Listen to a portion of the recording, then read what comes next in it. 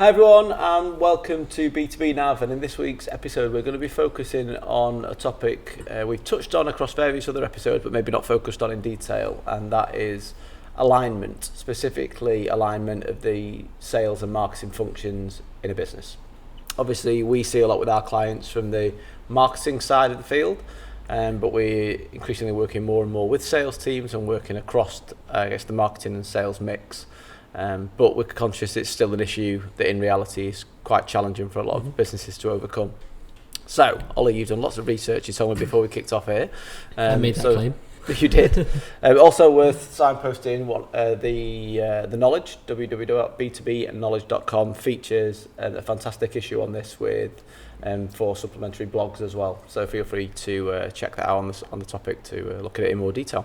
Mm-hmm. So, let's go.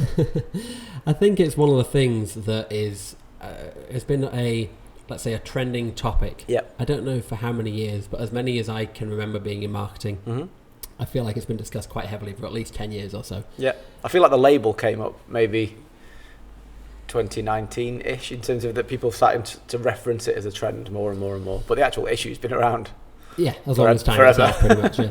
And I think it's one of the ones where, I don't know, there's a lot of animosity between the two teams, which I personally really hate. And we might have touched on before as well, but when you go to a marketing conference, you get that sales type speech, and the same vice versa with salespeople. Sure.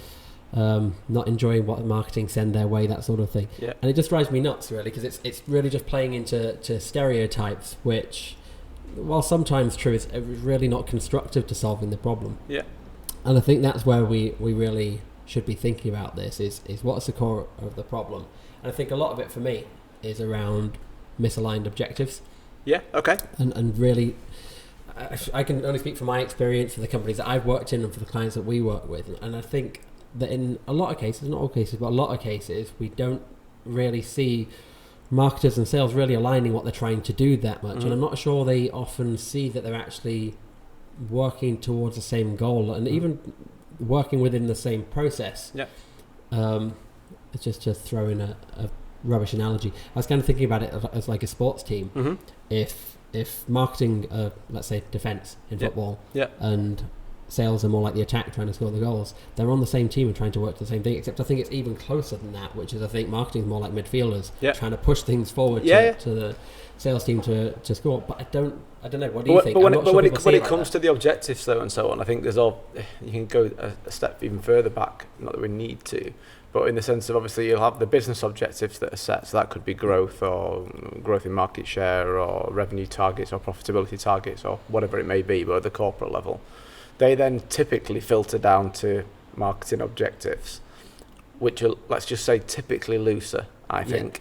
Whereas the salesman's objectives are typically linked to sales, conversions, growth, revenue growth, let's just say particularly, but also profitability, because the type of deals that they sign and the profitability associated to those deals. So sales targets tend to be more intrinsically linked to business targets, whereas marketing, and I'll be interested to push back in the other direction in a minute, would be typically looser, because I think measurement's been the issue in the past, that you could set some quite flaky marketing objectives potentially, that because you couldn't measure it, it was very difficult to anybody to say really whether you'd succeeded or not succeeded. And when we are talking about increasing brand awareness particularly, which seems is quite a typical marketing objective, measuring that as a success factor of have you achieved it, have you increased that brand awareness. Obviously there are ways to do it, but many businesses don't do that, and I think that's where a lot of the animosity leads to. Yeah, and I'd agree with that, and I think I wrote a note down similarly around awareness, because I think that's always a good one. When we think about lead gen, that is obviously a bit more closely linked to a sales objective, but when we think about awareness, which is a very common objective, I'm not sure marketers always ask why they want awareness. And like you say, there will always be a business objective that your company's trying to hit, and often that will be grow your market share, or if you're in a fortunate position where you already have a large portion of the available market, that'll just be maintain your market share, or make sure you maintain your customer base and they don't kind of atrophy or go to competitors. That's the business objective that the marketing objective should be supporting. So if we're thinking, just having it in the mindset for me is something that marketers should be doing. So if you're going to be carrying out kind of awareness campaigns and things like that, which presumably, because it's awareness, it's to drive some form of new business and grow market share, or in form of new products, whatever it might be. We need to be keeping in mind that there's a business reason for wanting to do that, and awareness in and of itself is not the goal. Therefore, just looking at the number of impressions that you've got as a very loose objective isn't that beneficial or accurate. But it amazes me sometimes the lack of sophistication that you've got. So when you talk about awareness, and I've heard, the KPIs being, traffic to the website as an example. You think that's it. That's the core agenda for the marketing team, and you're not surprised the sales teams are therefore frustrated because there's no flow through even to inquiries, as it might be, and even the quality of those inquiries. And no doubt, I'm sure it'll be on your list somewhere. But in the sense of the quality of the leads that are being generated. So you'll read all the textbooks and they talk about marketing qualified leads and sales qualified leads. How many businesses have actually had that conversation of what looks like a good customer? What is considered a good lead? I think this comes to one of my points I've got on here, which I think the key to getting this right is not so much to keep talking about sales marketing alignment, but just start having joint planning. Yep.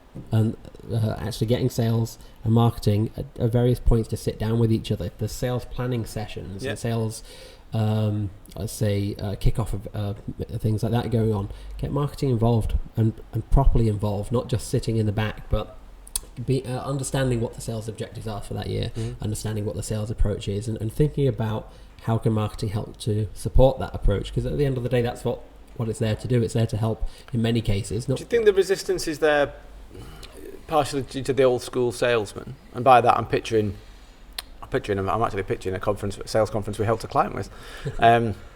But in the sense of, there was a lot of people in the room there who were the more classic salesmen of the world, is what I would say. So more mature in age, you have to be in the face of the client to go and sell to them, that kind of mantra, which might be true, by the way, in that sector.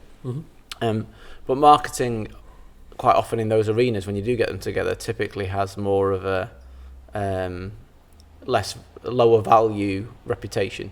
So I think the marketing team's seen as the guys that do the brochures and the lanyards and a bit of branding, and they mess about on the website. Yeah. But do you think there's an actual respect issue? Because do sales respect marketing, that they can help them fill the funnel faster, or help them achieve their goals? I do think that's an issue. I think it goes both ways, and I think there are reasons behind those issues, which, at least for some of the companies I've worked in, I'd say the marketing team possibly haven't earned that respect yet. Yeah. And I think, again, for me, part of it comes from the lack of understanding of why you're doing what you're doing, and not just at the level of the marketing director gets on really well with the sales director and they have planning sessions together, but I think it needs to filter down to the execs, whether that's sales execs or marketing execs. Otherwise, you do end up in a situation where, hey, I'm the marketing exec that helps maintain the website. I'm the marketing exec that sends out your email campaigns. I'm doing that because my boss has told me to do it, because that's what we do, not because I actually understand the sales objectives. I think the cause of that is that you're never going to think outside the box, think about what else you can do to support those objectives, because that's not your front of mind. Your front of mind is, we have a product launch, or we have a commitment to getting newsletters out every quarter, whatever it might be. And you end up in what sometimes feels like marketing for the sake of marketing, very much so, with purpose behind it. Well, you end up going towards tactics, don't you? Effectively, and that's why I think the marketing teams have the reputation to operating more tactically, the ones typically that command that lower value association as well. But in terms of, I guess, even that, like you were saying then, in terms of having a CMO, let's say, and the head of sales, or the sales directors at the top line, kind of C-suite levels, do you need both? Should one person not take the bull by the horns and drive the process in true alignment? Should you even have two functions these days? I guess it depends on, well, for one thing, it's the size of your organisation and the complexity of your organisation, because obviously there's definitely a requirement for management. You likely need a sales manager that understands the role of a salesperson in the day-to-day execution of that role to help manage that. But yeah, as you get more senior, I think I know what you're getting towards is do you need to have a separate function, or you have a sales and marketing director, or your RevOps director instead, kind of overseeing both those functions. So I think as a way to bring about better understanding and alignment, having either something that's a function that's combined, or having two people that work really closely together, I suppose, is a key way to help that filter down to everybody within those distinct functions. And I guess unless the alignment of the KPIs is fixed at the start, you're still always going to have those issues, aren't you, with people working in silos, working in isolation, and pulling for their own gains as opposed to the group gain, I guess, in a way. Yeah, to some extent. And I think, obviously, you mentioned earlier on about marketing KPIs, and it can be hard to measure some of this stuff. It can be hard to attribute a lead sometimes to the marketing source that it came from, particularly if we're talking about awareness stage stuff, where that person might not buy for it, years in some cases. Yeah. That doesn't mean you shouldn't do it, though. Just because we can't measure it successful doesn't mean we shouldn't try to market with purpose and try and feed that funnel. And I think, for me, to slightly shift subject, if we think about ABM as obviously, again, one of the slightly newer trends, let's say, in B2B, I think a big part of the reason it's successful is because alignment is kind of intrinsic to what it is. Very much so, yeah. You have to understand which companies you want to reach as a business and as a sales team, and then think backwards from that, well, how can we support that and make that happen? What communications do we need to send to a particular company to make them want to engage with the sales team? I don't think we think that way typically when we're doing the more traditional cast a net wide type marketing, which we still should. We should think about what kind of leads the sales team need. Where do we need those positioned within that purchase funnel? When should sales pick this up? When shouldn't they pick it up? And I think if we think about it from a sales point of view, and I think as you mentioned a few minutes ago, one of the common complaints we hear from sales is marketing gave me a bunch of leads. Yep. I called them and they were rubbish. Yep. I can't speak for sales and how often that's really the case or how stereotypical that is, but I understand where that point's coming from, and that's because a lot of leads, that marketing qualified lead, they've downloaded a white paper or whatever it might be. Well, they're on a journey, aren't they? Yeah. They're some way through that journey, and I think that's why I've started listening. Then in the back of my mind, we talk about it a lot, but in terms of mapping your content, mapping your marketing activities and communication strategy across that buyer's cycle, you should be doing that sat down with sales, understanding where do they first interact with you, where the touch points are, at what point do they like to close, where do you get those conversions from, and then shaping that journey along the way with the communications. Again, I don't know many businesses that actually do that as a disciplined exercise and by the way, revisit it on a regular basis, because the journey can change, customers can change, buyers' needs can change. So I think that's something we've been talking to one of our clients about at the moment as well, is that we see an awful lot of the awareness stage content in the big topic white papers that help generate interest and help generate early leads. There's an awful lot of really specific documentation, whether that's brochures or spec sheets or whatever it might be at the end, which obviously form a vital part of somebody's decision-making process and part of that sales process. There's not a lot in between as well to help warm people up, to help communicate to people that have started thinking about it, whether it's a buyer's guide or comparisons or whatever it might be, that will help both marketers and salespeople. We've done a really similar exercise this week with another client, and the exact same things come up. Loads at either end. Not absolutely just a dearth in the middle, and nothing at all to go out at all. So that kind of nurture activity to actually bring them through, whilst they're probably looking at other websites and looking at competitors and looking at other products and profiles, is completely overlooked by a lot of businesses. Yeah, but I think the key point there is that to get it right, marketing and sales need to be sitting down and understanding what are people interested in at this point from a marketing point of view, and what do the salespeople really need to help drive their conversations. And I think one of the key aspects of this is just communication is key. One of the challenges there, though, I guess, because obviously it's easy to suggest these things in a podcast, and I know you know as well as I do, in reality ABM sounds really easy, because ABM to me sounds just like common sense marketing, so in the sense of what you decide who you'd like to market to and how you're going to market to them, and you market to them, and it works out, it's quite successful. You think, well, it should do. That's real marketing in my mind, and targeted sales almost. But the flip side of it, of getting marketing and sales to sit down and discuss these things, can become increasingly challenging when you're working with a large global business infrastructure, thousands of employees, teams in different sectors, markets, business groups, territories, countries. I'm not going to put you on the spot and say how do you do that, but I mean, have you got any thoughts on that? Because I think that's one of the real challenges here at the minute. We all know we need to align the functions. Most clients know they need to align the functions, but actually making it happen logistically is probably the biggest barrier. I think with anything like this, with any large task, just take a little bit at a time. You don't need to solve your entire company's structure or alignment issues at once.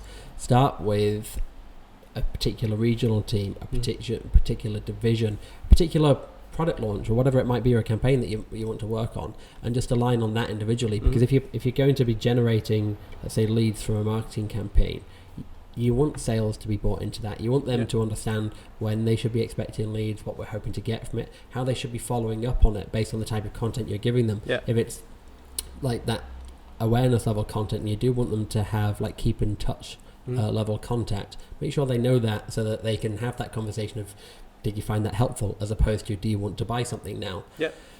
But to come back to the point, I think it's just start small and then roll that out over time. As you start seeing successes, just start making that your default process instead of the pilot scheme. I'm also a huge advocate of the tone at the top. So I think things like this start at the top and then cascade through an organisation. So if at the top end the sales and marketing leaders aren't aligned, or don't get along, or there's that natural rub and competitive nature between the two of them, and you see that an awful lot, or that lack of respect between the two functions at the top end, it's bound for failure before you've even started the task. So I'm a big believer in if businesses can address that and show a cohesive sales and marketing alignment, or a revenue ops function, or just joined up thinking with joined up targets and committing to one another that it's the collective success as the group of what they're aiming for, I think that would have huge strides on actually making real inroads into the sales and marketing alignment issues. It reminds me of a few years ago we had a session with one of our clients, didn't we, that both you and I were involved in, where we did a workshop, and it was all about, we got the sales and marketing teams in the same room together.